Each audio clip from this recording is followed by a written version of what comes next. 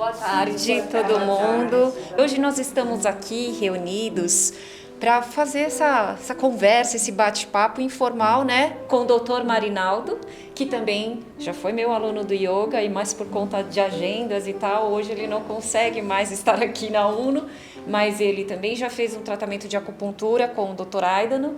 Então a gente está muito feliz em poder proporcionar essa primeira rodada de conversa. A gente pretende trazer outros profissionais, porque essa é a ideia da UNO Saúde Integrativa, integrar cada vez mais profissionais relacionados à saúde, né?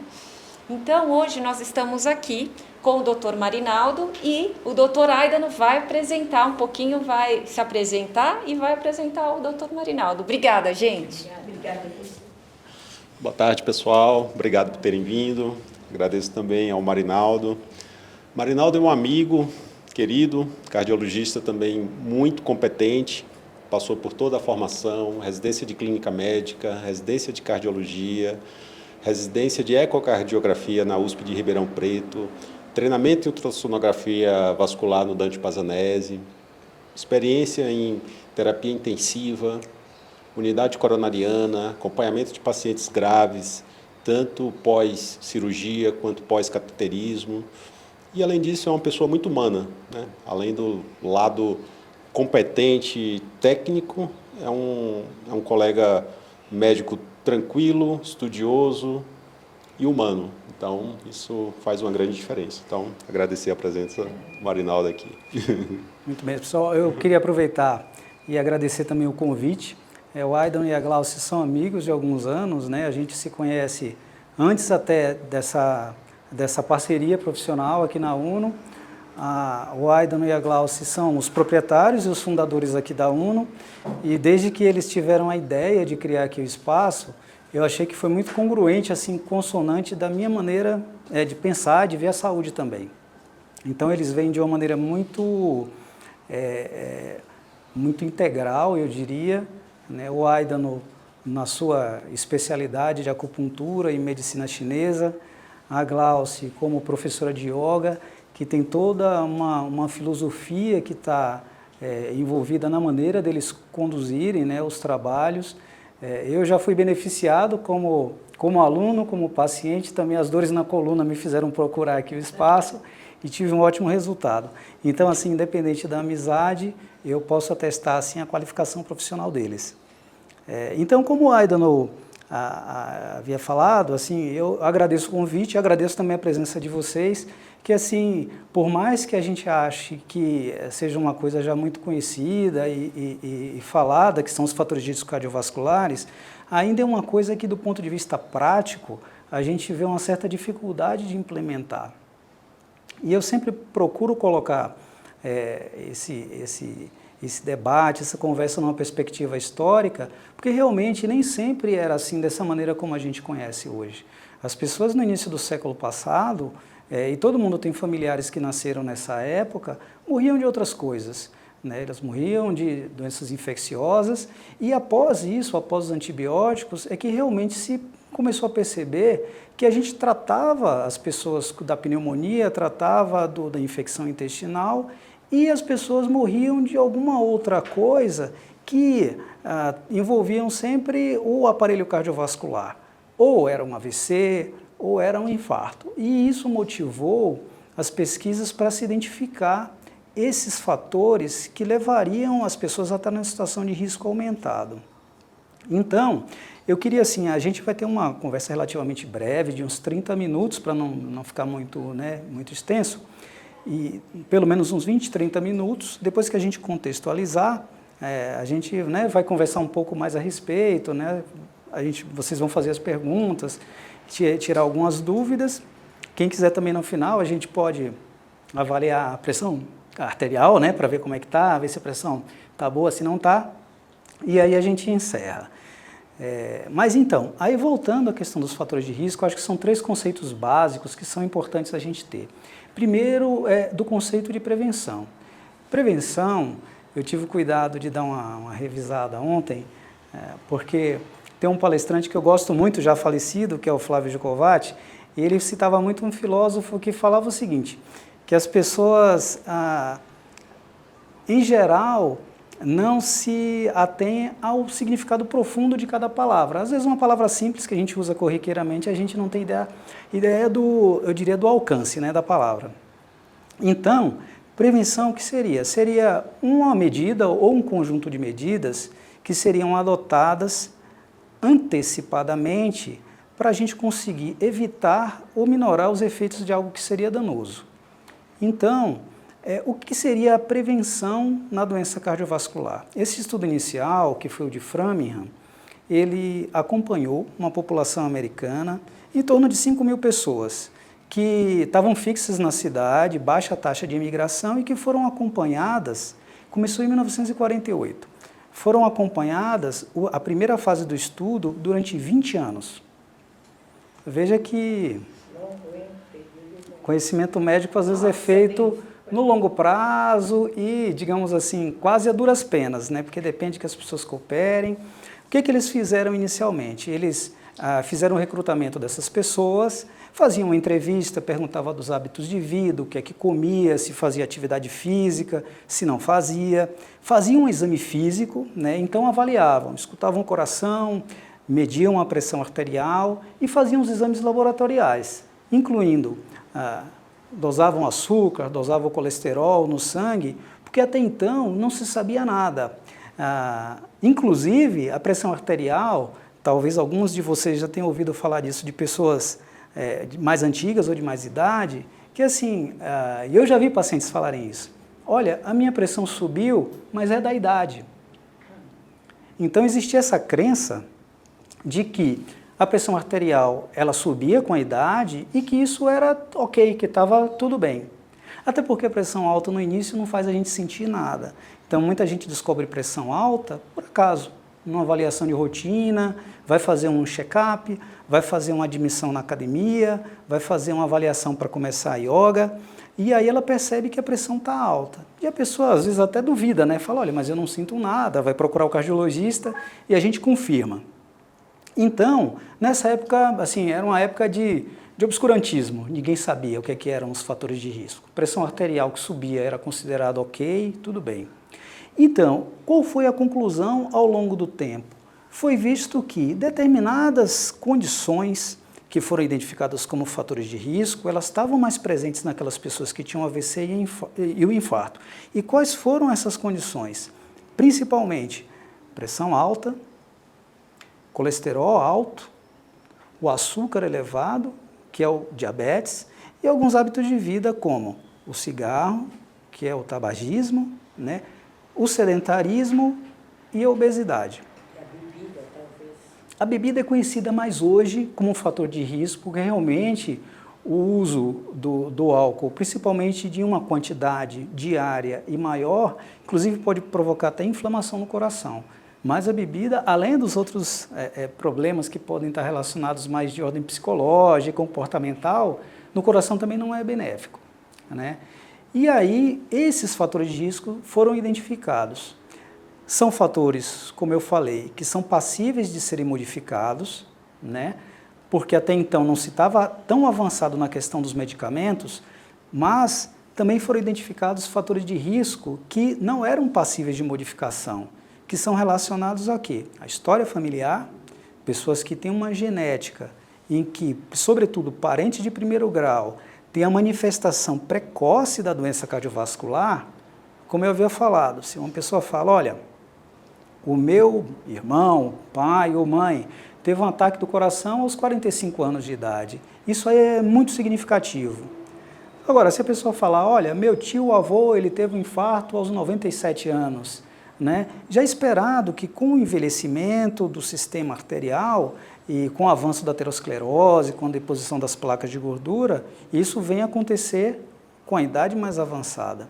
Então, naquela pessoa que tem os fatores de risco que não são modificáveis, no caso, idade e histórico familiar, ela vai se deter naqueles que são modificáveis, que é o controle da pressão arterial, o controle do diabetes, envolve cuidados com a alimentação, cuidados com o estilo de vida, o controle do peso, a atividade física regular e o acompanhamento médico regular. Na segunda etapa desse estudo, que envolveu os filhos desses primeiros 5.000 pacientes, o que foi identificado? Que a partir do momento que se tratava a pressão alta, esse risco da doença cardiovascular se manifestar diminuía. Então, entre os primeiros pacientes, os pacientes do primeiro grupo, quando tinha uma pressão elevada, que era comparado com o grupo da mesma faixa etária com pressão normal, se via que o grupo que tinha pressão alta não tratada, ele tinha problemas cardíacos que chegavam a 2 a 3 vezes aqueles que não tinham a pressão alta.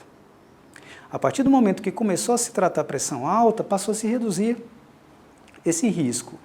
Então, assim, o que o estudo, ele foi muito importante, primeiro, porque foi um dos pioneiros, né? Foi um estudo muito bem feito, de longo prazo, e que colocou uma luz numa questão que surgiu mais ou menos nessa época, né? A partir da década de 40.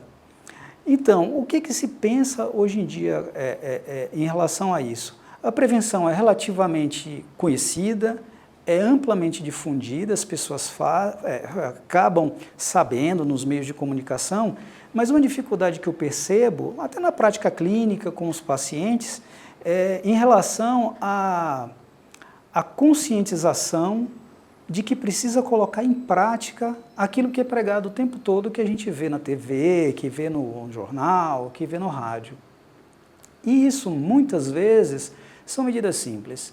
Algumas das diretrizes, tem a diretriz da Sociedade Brasileira de Cardiologia, que é a nossa aqui do Brasil, mas tem outras diretrizes da Sociedade Americana, da Sociedade Europeia, em que, no geral, a gente vê que se a pessoa consegue colocar na sua prática diária, pelo menos, que a gente fala os 150 minutos de atividade física por semana, isso aí já tem um impacto na redução do risco.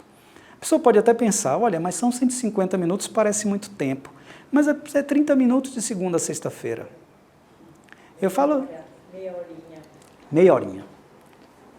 Eu vejo muitos pacientes que às vezes trabalham em home office e falam, olha, mas o meu dia está muito atarefado, está sobrecarregado. Eu falo, olha, mas antes de começar, entrar ali no computador, ficar online, ou ao final do dia, nem que seja descer no prédio e andar na esteira meia hora, já muda. 30 minutos não é muita coisa. Ou antes de começar a atividade.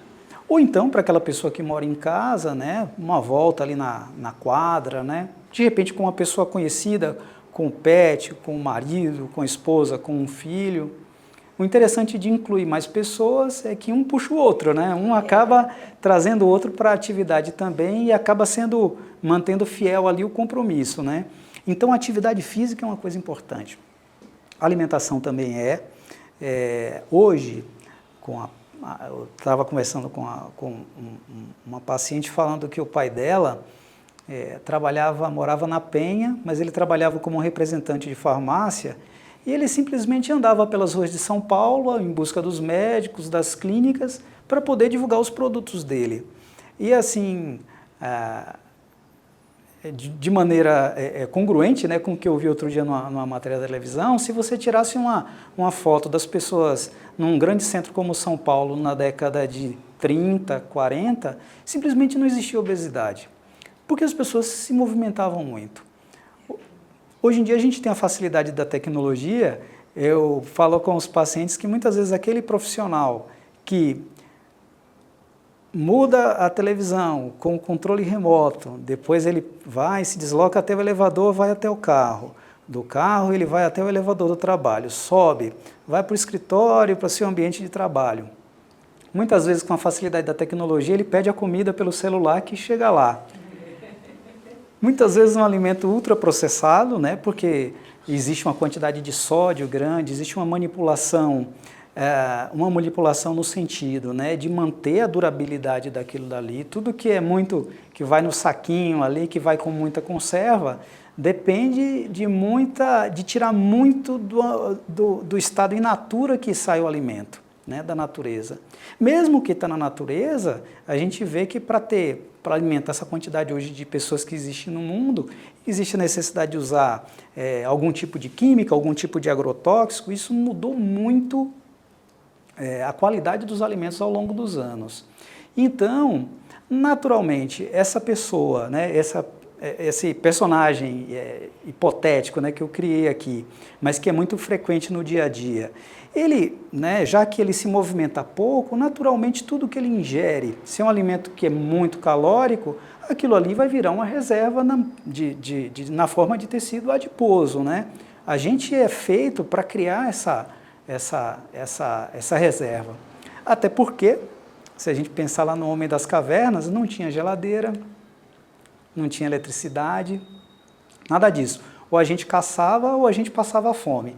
E para caçar implicava o deslocamento, correr atrás da caça, e se não tivesse caça, a gente ia ficar um período lá sem comer. E aí, nesse momento, aquilo que a gente conseguiu ingerir ficou uma reserva temporária até a próxima caça. Hoje em dia todo mundo tem a geladeira ali em casa, se tem o home office, se tiver um pouquinho estressado ou preocupado, vai ter o brigadeiro lá, vai ter o bolo, vai ter o refrigerante, e aí a pessoa vai passando o dia, né? E aí eu lembro de um paciente que ele falava, olha, mas as comemorações no trabalho são todas assim, todo dia tem um aniversário, quando a gente está estressado, tem um ponto lá do café, e sempre tem um bolinho, e quem leva sou eu. Ele ainda falou isso, eu confesso, ele disse que ele levava o bolo. Mas assim, independente da brincadeira, a gente sabe que isso é uma coisa que ocorre no ambiente de trabalho, para descontrair.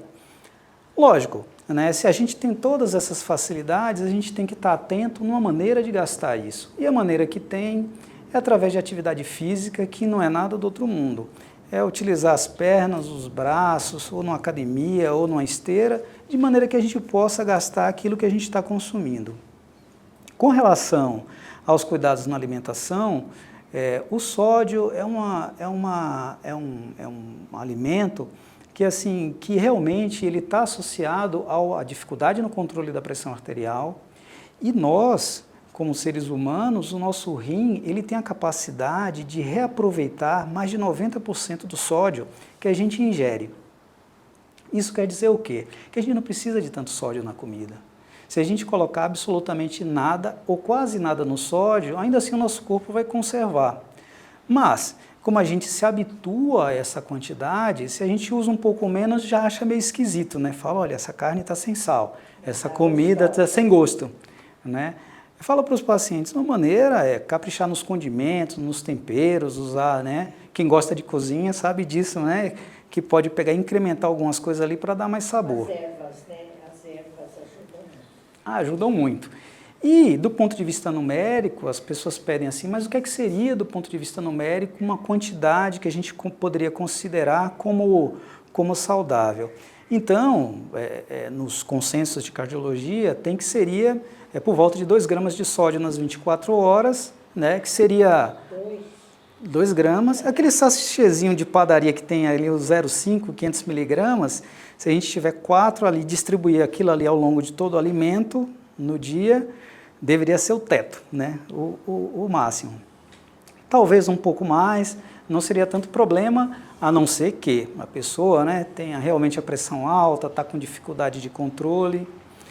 Com relação ao peso, hoje a cirurgia bariátrica está em alta, né, porque é um recurso que está sendo utilizado para as pessoas que realmente ou estão com algum problema secundário ao ganho de peso, já estão no índice de massa corporal alto, né, com obesidade, com índice de massa corporal acima de 30, muitas vezes já estão com algum problema de articulação ou de joelho, a pressão, eu já tive pacientes de estarem necessitando de 4 remédios para controlar a pressão arterial, já estão diabéticos, colesterol alto, e quando vão no endocrinologista, a pessoa não consegue, mesmo com medicamento, baixar o peso. Então, assim, houve uma falência das tentativas de tratamento com dieta, atividade física e remédio, e se a gente não fizer nada, a pessoa vai ficar um diabético com dificuldade de controlar, ou uma pressão alta com dificuldade de controle. Eu já presenciei pacientes com necessidade de 4 medicamentos para conseguir controlar a pressão. Depois que faz uma cirurgia bariátrica e consegue, né, se manter ali com a ajuda no nutricionista, o psicólogo para controlar a ansiedade e melhora os hábitos de vida, passa a usar às vezes nenhum remédio. O que isso ensina para a gente? Que realmente o peso, o sobrepeso, ele vai sendo acompanhado de outros problemas de saúde, inclusive da dificuldade de tratar esses problemas de saúde, como a pressão alta, como diabetes. Já presenciei pacientes também que A pós-bariátrica, por exemplo, não precisaram mais. O último paciente, a glicemia estava em 200. Depois da bariátrica, ele não estava precisando mais de nenhum remédio, nem para controlar a pressão, nem para controlar o diabetes. O ideal seria que, já que o tema da palestra é a questão da prevenção, é que a gente se antecipasse a isso, não precisasse chegar lá na frente depois de todas as falências terapêuticas. E o que a gente pode fazer? Pode se movimentar mais, pode caminhar os 30 minutos todos os dias, a gente pode... Depois eu vou querer um pouco d'água.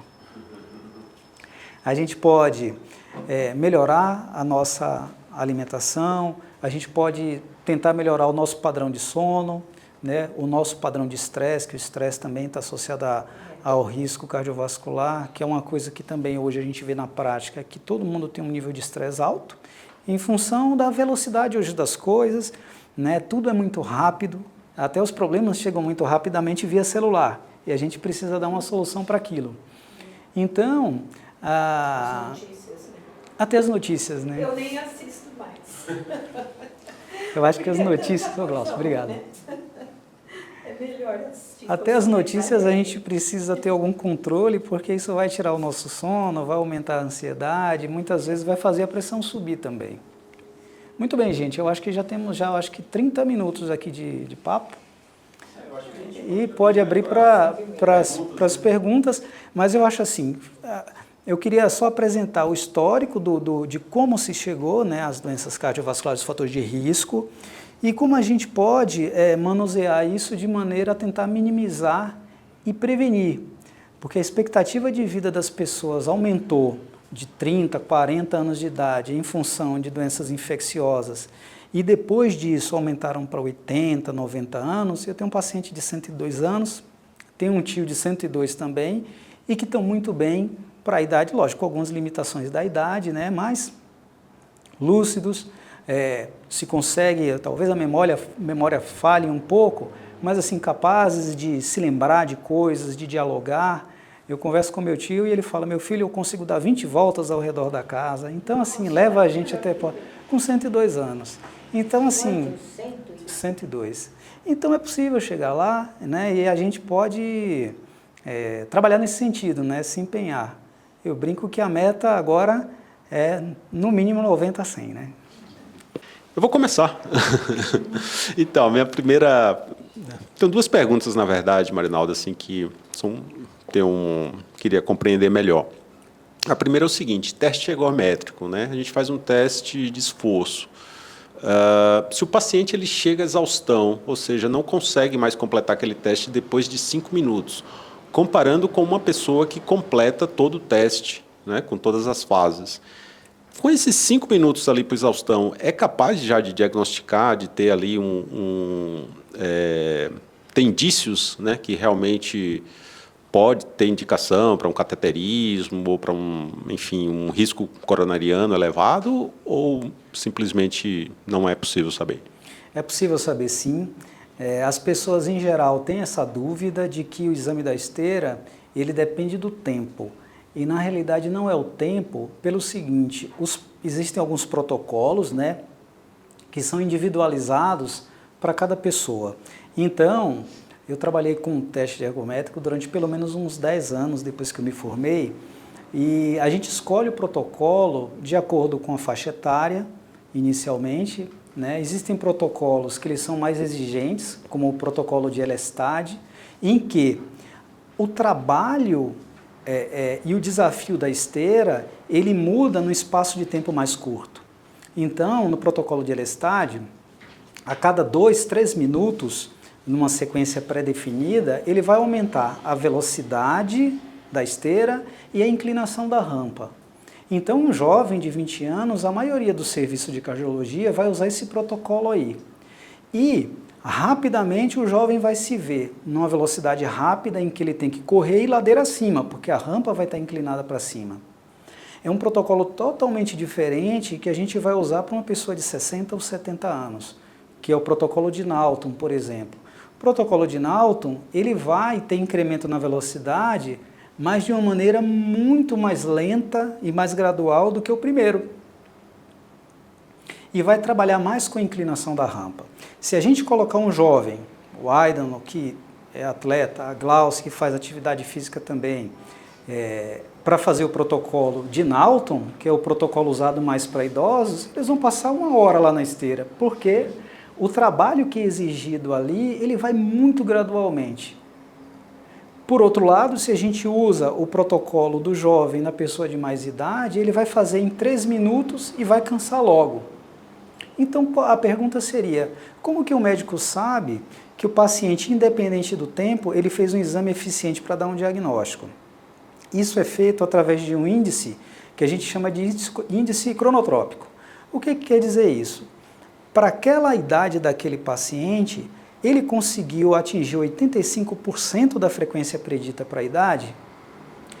E o cálculo é muito simples, é só subtrair a idade da pessoa do número 220. É um cálculo aproximado, mas eu vou dar um exemplo para vocês. Um jovem de 20 anos de idade, qual a frequência máxima predita? É 220 menos 20, é 200 batimentos. Se ele chegou na esteira, independente do tempo, em 85% desse valor, ok, acabou o teste. Ele pode ter feito em 5, ou em 10 minutos, ou em 15, mas o médico vai saber, foi suficiente para, se ele atingiu 85% e houver alguma obstrução por placa de colesterol, esse teste está válido para identificar. Agora, se ele não atingiu, por qualquer motivo, doeu o pé, teve algum problema lá e não chegou, o teste não vai ser suficiente para avaliar pelo menos essa questão das placas, mas dá para avaliar outras coisas, se teve arritmia, se a pressão subiu de uma maneira adequada, ou se a pressão não subiu, tem vários outros critérios que a gente usa para buscar no teste, além da pesquisa de que se tem placa e isquemia no coração ou não. Entendi, obrigado. E a outra dúvida é em relação assim, obstrução coronariana. Muitos casos, assim, quando o paciente é diagnosticado, ele já tem uma lesão grave, né, que precisa, às vezes, fazer uma angioplastia. O que poderia ter sido feito antes para pegar ainda essa lesão coronariana, né, essa obstrução coronariana, ali com 50%, ainda que, né, seria um tratamento mais clínico, em termos de exames? O grande desafio da doença cardiovascular é que, muitas vezes, a primeira manifestação da doença cardiovascular, algumas vezes, é a morte súbita. A pessoa não sentia absolutamente nada. Algumas pessoas falam, olha, tinha um familiar que simplesmente não acordou, faleceu dormindo. Uma morte súbita. Uma das causas importantes é a doença aterosclerótica, é a placa de colesterol, que em algum momento ela se rompe. E quando é que essa placa ela aparece? A depender do histórico familiar, da genética e dos fatores de risco, a gente vê hoje obesidade nas crianças, tem pacientes jovens que já estão diabéticos. Houve uma época que existia tabagismo desde os 14 anos, muitos pacientes meus que não conseguem parar de fumar, eles começaram a fumar aos 15, 14 anos de idade, numa época em que se fazia até propaganda do cigarro. Eu lembro que na minha infância, lá pela década de 80, o cigarro era associado à aventura, né? O mocinho ali do cowboy era o que tinha o cigarro, e muito jovem fumava porque achava que era bacana, porque estava na moda, porque os amigos fumavam. Então, esses fatores de risco já fazem a doença aterosclerótica e as placas de colesterol, elas começarem a aparecer nas artérias. São mínimas, são pequenas, mas ao longo dos anos elas vão se desenvolvendo. Qual que seria a maneira para se identificar isso precocemente? Antes de qualquer exame, atuar nos fatores de risco. Se é fumante, é parar de fumar. Se não controla a pressão arterial, é controlar a pressão arterial. Se é diabético, é controlar o diabetes. Melhorar os hábitos alimentares, fazer atividade física, fazer o controle do peso. Fatores de risco modificáveis. Fatores de risco não modificáveis a gente não tem como atuar. A genética de muitos casos. A gente tem que administrar, né? E avaliação médica regular, independente dos sintomas. Então, qual que é a recomendação? Mesmo um jovem, pelo menos hoje em dia, mesmo crianças ou adolescentes ou adulto jovem, na primeira avaliação médica geral, deve dosar, fazer o lipidograma que a gente fala, dosagem do colesterol, LDL, HDL, triglicérides. Porque é silencioso, aquilo ali não vai dar sintoma e ele já vai saber em que nível está para tomar a devida precaução. Inicialmente com alimento, com cuidado na alimentação, e a depender da faixa, se o colesterol está no nível muito alto, já pode se indicar medicação a depender do nível. Então, primeira coisa, isso, exames laboratoriais.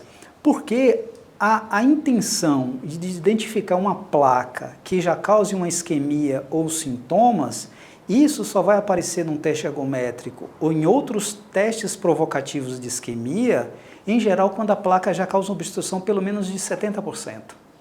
Então, ela já avançou muito, sem conseguir ser identificada pelos exames.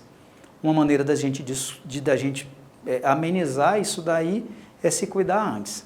Agora, a depender do contexto e da faixa etária, né, a partir dali dos 45 anos, se existem alguns indícios nos outros fatores de risco, tipo colesterol alto, pressão alta, e o médico usando calculadoras para estimar o risco do paciente, percebe que o risco dele já está num risco intermediário, caminhando para um alto risco, ele pode lançar mão de exames não invasivos, como uma tomografia de coronárias, que ela vai identificar placas com 25% de obstrução, às vezes com mínima obstrução. Isso aí já é um sinal de alerta. Um outro exame que não é invasivo e que nem usa a radiação, que a gente usa muito na cardiologia, é um simples ultrassom das artérias carótidas. As carótidas são artérias que levam o sangue, que levam o sangue para o cérebro, né? Eles irrigam, fazem a irrigação dos hemisférios cerebrais, e a característica da carótida é que, se a gente consegue identificar no ultrassom alguma placa, automaticamente, pelas diretrizes da Sociedade Brasileira de Cardiologia, a categoria de risco aumenta. Porque uma vez que ele tem a placa na carótida, aumenta o risco dele já ter placa nas coronárias e a gente tem que ser mais rigoroso com o controle do colesterol. Então, respondendo a sua pergunta, bem antes de identificar alguma coisa no teste ergométrico ou precisar fazer um cateterismo, que é o exame invasivo, padrão ouro, para dizer onde está a obstrução e como vai tratar, se é com remédio, se é com stent ou se é com ponte de safena, a gente tem muito o que fazer muito antes disso. Reconhecendo os fatores de risco, mudando o estilo de vida, fazendo as consultas médicas regulares. Se forem identificados os fatores de risco pertinentes, alterações no teste ergométrico, num paciente que queira fazer atividade física, ou naquele paciente que quer identificar como está a pressão arterial dele durante a atividade física, se no teste ergométrico não identificou alguma coisa, a depender do contexto, pode-se lançar a mão do ultrassom das carótidas, que nem usa radiação, é um exame simples, pode-se utilizar uma tomografia de coronárias, que usa o contraste, mas não é invasivo como um cateterismo, e numa estratégia um pouco mais avançada, pode usar uma cintilografia miocárdica, que usa medicina nuclear, pode, e aí a depender dos achados, fazer o cateterismo e decidir qual que é o melhor tratamento, né? A única atividade que eu faço é yoga, porque a Glaucia porque eu não gosto de academia, não gosto de andar, não me convide para andar no Parque do Ibirapuera. Mas só tá quem se me movimentando. convence é a Glaucia. Aí é o seguinte, eu teria que fazer sistematicamente, porque eu tomo remédio para pressão alta, não sei por quê que eu tomo, aliás, tem um motivo para eu tomar. Num determinado momento a minha pressão devia estar alta, né? Aí o médico me receitou. Então, tem um tempo para se fazer ou não? A individualização, ela é importante porque varia. Então, mesmo um paciente, por exemplo, jovem, 30 anos, que queira iniciar um programa de atividade física, ele deve procurar o cardiologista, fazer os exames de sangue, dosar as taxas, né? E fazer um teste ergométrico, fazer um eletrocardiograma, para ver se tem alguma coisa, mesmo numa idade mais jovem, que sugira alguma doença genética, né? Por exemplo, a cardiomiopatia hipertrófica, que é uma causa, inclusive, de morte súbita em atletas. De vez em quando a gente vê isso acontecer na televisão. Então, dá para se fazer exames de rastreio. Uma vez que os exames estejam todos ok, não é obrigatório esse jovem pegar e ficar ali de 6 em 6 meses repetindo todos os exames, Porque o que é esperado é que num espaço tão curto de tempo haja grandes mudanças ali. Ele não tem nada genético, ele não está numa faixa etária de maior risco, não é fumante, não tem outros fatores de risco, então não precisa. Agora, se chega um paciente, por exemplo, que ele tenha fatores de risco, né, está com a glicemia que não está controlada, ele está sedentário, ele está com a pressão alta, então o médico ele vai pedir essa bateria de exames. Em alguns desses exames, ele vai fazer de segmento e de acompanhamento para ver se o paciente atingiu os objetivos que coloque ele numa faixa de maior segurança. Então as visitas se tornam mais frequentes, né? E os exames, alguns sim, vão precisar ser repetidos. Então, por exemplo, chega o paciente ali, 40 anos, que é uma faixa etária em que a pressão alta começa a aparecer. Se ele chega no meu consultório, né, está com pressão lá 15/10, 16/9, então, se está no início, assim, estágio 1 ou estágio 2 que a gente fala, muitas vezes não é obrigatório a gente começar a usar o remédio. A diretriz da Sociedade de Cardiologia fala, a pressão alta no estágio 1, a gente dá um tempo de 4, 8 semanas, 1, 2 meses, e ver se o paciente melhorando a alimentação, melhorando o estilo de vida, diminuindo o estresse, às vezes isso é suficiente para ele sair daquela faixa de pressão alta e não precisar de remédio. Isso a gente avalia 1, 2 meses depois. Agora, se chega um paciente, por exemplo, com a pressão alta, 18/11, né, ele muitas vezes vai precisar sair já com a medicação, ele vai precisar fazer as visitas mais regulares. Se a pressão está muito alta, ele não vai poder fazer um teste ergométrico, se submeter a um teste de esteira, porque a pressão vai subir durante o teste. Então, o que eu quero dizer com isso é que é uma coisa muito individualizada em função da faixa etária, de como o paciente ele vai chegar para o médico, que ali a partir daquela foto inicial, ele vai planejar junto com o paciente todo um mapeamento e acompanhamento para colocar ele numa faixa de mais segurança. E, por exemplo, você acha que um geriatra tem condições, por exemplo, o meu geriatra manda fazer exames, o exame ergométrico cada 2 anos, que ele diz que não precisa todo ano. Entra na situação de individualizar. Se, por exemplo, ele é o seu médico, já lhe acompanha há alguns anos provavelmente, já Sim. conhece bem o seu caso. Se ele vê ao longo do tempo que o paciente está estável, está com a pressão bem controlada, não houve mudança de sintomas, né? Uma coisa é aquele paciente que chega todo ano, sempre com a mesma situação. A gente sabe que é um paciente que regularmente toma remédio, é aquele paciente que muitas vezes vai na farmácia, eu tenho um aparelhinho de pressão em casa, e ele já leva a tabelinha para o médico, olha, minha pressão está indo bem controlada, não está sentindo nada demais, nem durante a atividade física. Então, assim, não houve uma mudança naquele padrão. Então ele pode individualizar e falar, olha, realmente para o seu caso, eu já conheço, já acompanho há alguns anos e não vejo uma necessidade de pegar e ficar fazendo todo ano a mesma bateria. Existe essa possibilidade. Com relação à sinalização que aparece nas carótidas, assim, a aterosclerose, ela, ao longo dos anos, ela vai se manifestando. Então, assim, eu faço tração de carótidas, é uma subespecialidade que eu trabalho também, e a gente vê na prática que é pouco provável a gente encontrar uma pessoa de 80, 90 anos de idade que realmente não tem alguma plaquinha ali de colesterol, muitas vezes calcificada, né? Agora, se existe essa placa, o que deve chamar a atenção dele é como estão seus níveis do colesterol e os outros fatores de risco. Por quê? Porque as metas, elas se modificam. Então, se um paciente, existe cálculos para isso, né, em que a gente tem o da Sociedade Brasileira de Cardiologia, tem da Sociedade Americana, em que ele vai inserir ali, eu até mostro para os pacientes, porque é fácil de encontrar, no caso da nossa, né, é respaldada pela SBC, e que são 4 etapas em que a gente vai colocar naqueles dados ali. Como é que está a pressão arterial do paciente, qual que é a idade do paciente, se ele já tem alguma placa de carótida com obstrução de mais de 50%, porque isso coloca numa categoria de risco mais alto, coloca vários dados e os níveis do colesterol. E ele vai classificar o paciente em risco alto, em risco baixo ou em risco intermediário.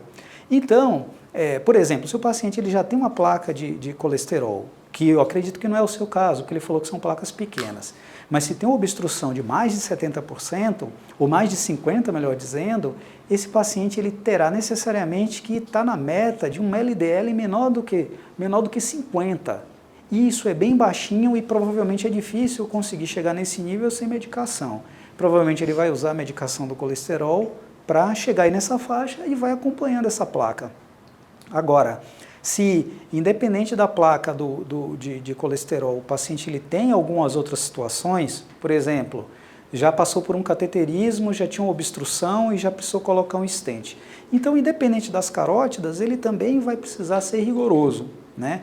Agora, se faz ultrassom de carótidas, não tem placa, a pressão está normal ou está controlada com o remédio, né? Isso aí vai dar uma segurança para ele de que o paciente às vezes está numa categoria de risco intermediário e ele precisa que o LDL esteja menor do que 100, já é suficiente. E os pacientes com risco baixo, intermediário, não é obrigatório usar remédio. Menor de 100? Menor do que 100 para risco intermediário. Se tiver risco baixo, intermediário, inclusive não é obrigatório entrar com medicação de início, né? Já pode tentar modificar o estilo de vida e acompanhar. Se o paciente não consegue atingir, aí sim que se usa o remédio.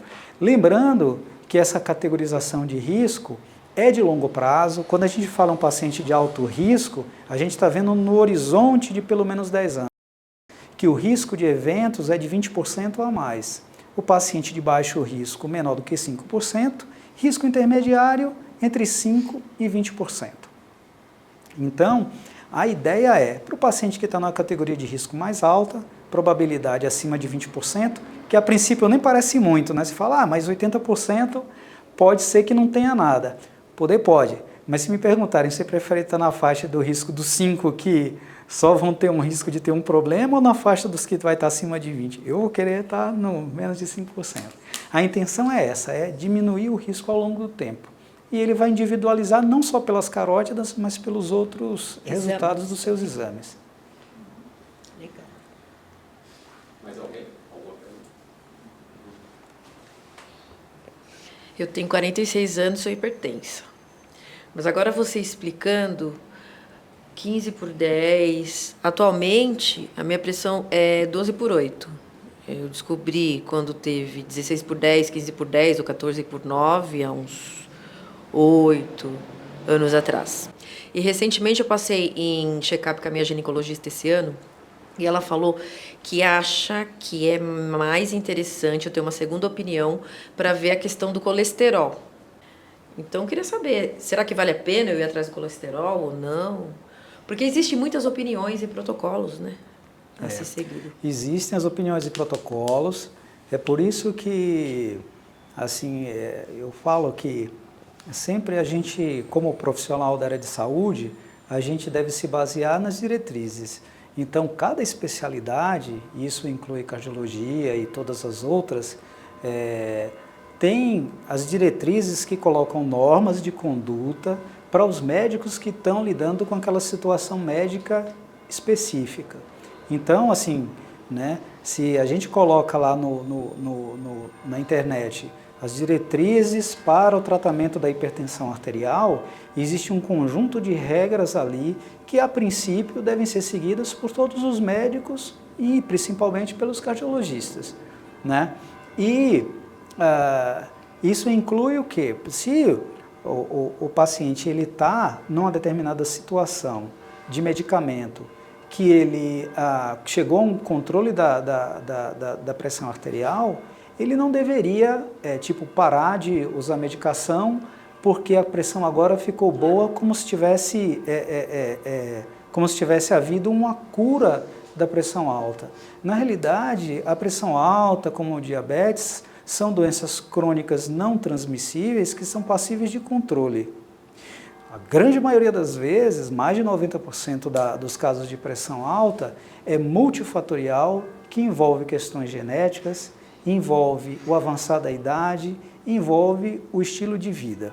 Então, eu tenho pacientes que muitas vezes são magros, fazem atividade física, aparentemente você vê, olha, uma pessoa que está bem, que está saudável, e a pressão está 15/10, está 16/9, e quando a gente vai questionar a família, o paciente fala, olha, meu pai tem pressão alta, minha mãe tem pressão alta, os meus irmãos têm pressão alta de difícil controle.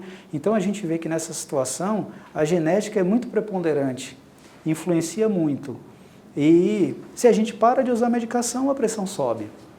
Existe a situação contrária também, em que a pessoa não tem uma genética tão imperativa, no sentido de determinar a pressão alta, e, no entanto, o paciente não está fazendo atividade física, está com sobrepeso, está estressado, tem um estilo de vida não saudável, e que inicialmente a gente usa medicação, mas depois de um tempo ele consegue se programar melhor, consegue perder peso, consegue mudar o estilo de vida, se alimentar melhor, e algumas vezes a gente consegue tirar a medicação. Então existe essa possibilidade de tratamento em função do quanto a genética ali está entrando em jogo. Eu acredito que, no seu caso, que faz atividade física, está no peso ideal, provavelmente o seu médico ele já chegou à conclusão, olha, o caso dela ali é uma situação em que é uma questão genética, ela é hipertensa mesmo, e não tem mais, a gente chega nessa conclusão, não tem mais o que mudar. Porque tem pessoas que a gente vê, olha, dá para mudar um pouco mais a alimentação, dá para perder um pouco mais de peso, dá para adotar um estilo de vida um pouco mais ativo, e aí a gente vê que consegue muitas vezes tirar a medicação. Outras vezes não. Com relação ao colesterol, é um outro fator de risco, né? Eu vejo isso até nas diretrizes, eu tive a curiosidade já de olhar calculadoras de risco cardiovascular de outras sociedades. Olhei a americana, olhei a europeia. Algumas são um pouco mais, digamos, mais flexíveis do que a nossa, outras talvez um pouco mais rigorosas, mas a gente tem que ter o cuidado que as diretrizes brasileiras foram validadas em pesquisas direcionadas para a nossa população, que é uma população que tem as suas características, né? Uma coisa é fazer uma pesquisa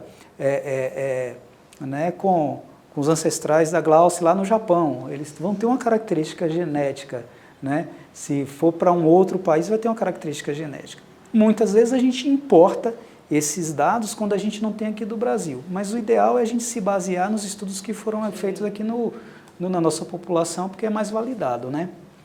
Pode ser que a sua ginecologista ela esteja em dúvida se realmente o colesterol está numa faixa que deveria, ou queria ouvir uma segunda opinião para ver se é o caso de ser mais rigoroso e controlar melhor. Mas ele, na questão do colesterol, ele falou a mesma coisa. Não recomendo você fazer nada, tomar nenhum medicamento para colesterol, porque eu passei, né, o feedback depois que eu fiz a consulta.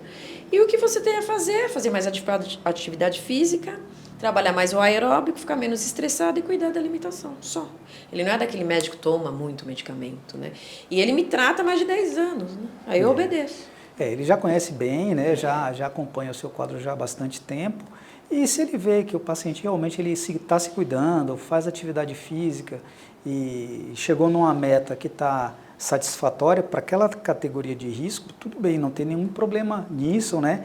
O medicamento, ele entra quando a mudança no estilo de vida falha, né? Não tá tendo um bom resultado, ou então quando realmente o paciente já tem uma categoria de risco alta. Hoje eu vi isso num atendimento pela manhã, era um paciente jovem, mas que o LDL, o nível do LDL, que é o colesterol ruim, estava acima de 190.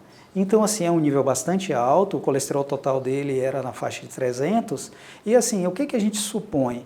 Que aquele paciente ali, realmente, ele vai precisar da medicação, porque ele não vai, o LDL acima de 190 é uma categoria de risco mais alta, e a indicação é usar a medicação e colocar o LDL pelo menos abaixo ali de 70, né? Eu acho que o meu é 250, 230. O total, né? O ruim tá ruim, mas não tão ruim, por isso dá medicamento, já o bom é muito bom. Então, por conta dos dois, por isso que eu entrei com medicação. E isso é uma coisa que é levada em consideração também, porque o nível isolado do colesterol total, sozinho, não determina risco. Então, existem cálculos em que colocam a proporção do colesterol ruim do colesterol total, melhor dizendo, com o HDL, que é o colesterol bom. Se essa relação for favorável, então tem pacientes, sobretudo as mulheres, elas têm, na maioria das vezes, um colesterol bom mais alto do que os homens. Então, não é infrequente a gente encontrar, para vocês terem uma noção, o colesterol HDL, que é o colesterol bom, ele começa a ser bom, assim, interessante como uma faixa boa a partir de 40. Abaixo de 35 já é um HDL muito baixo. Mas não é infrequente na prática clínica a gente encontrar pacientes, mulheres, que têm um colesterol bom na faixa de 70, por exemplo, 80, 90. E às vezes a gente vê pacientes, homens algumas vezes, que têm um colesterol HDL de 30. Então, numa faixa de colesterol total como a sua, de 230, se a pessoa tem um colesterol bom na faixa de 70, isso conta como positivo. Agora, se ele tem um colesterol total de 230 e um HDL baixo, em torno de 30, isso aí coloca numa categoria diferente da sua, porque o efeito protetor do colesterol bom não é tão alto. Então ele está orientando direitinho. Eu acho que ele está no caminho.